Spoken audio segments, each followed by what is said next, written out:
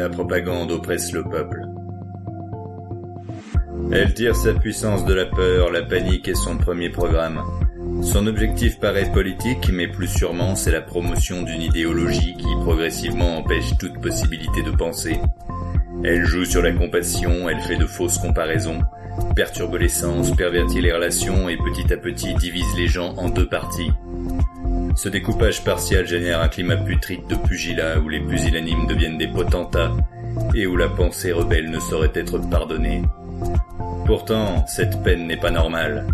Ce processus pesant de destruction psychologique accouche d'une société paranoïaque où brusquement, à l'improviste, on peut se demander perplexe quelle mouche nous a piqué pour provoquer en nous cette suspicion permanente.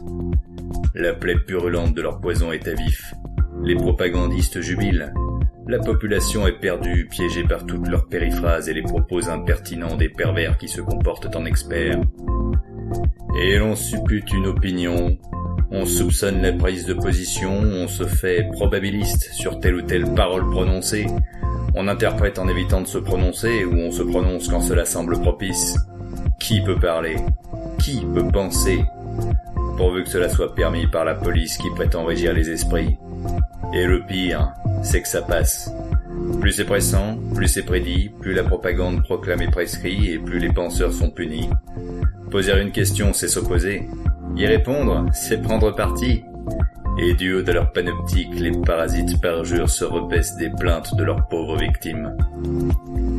Pour parer à ce péril qui accable la psyché et pourrit toute possibilité de paix, il faut se départir de la paresse dont la propagande s'est fait le patron.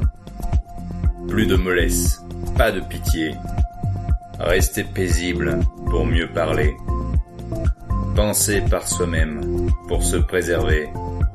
Poursuivre son cap sans perdre sa place. Pactiser plutôt que pourfendre.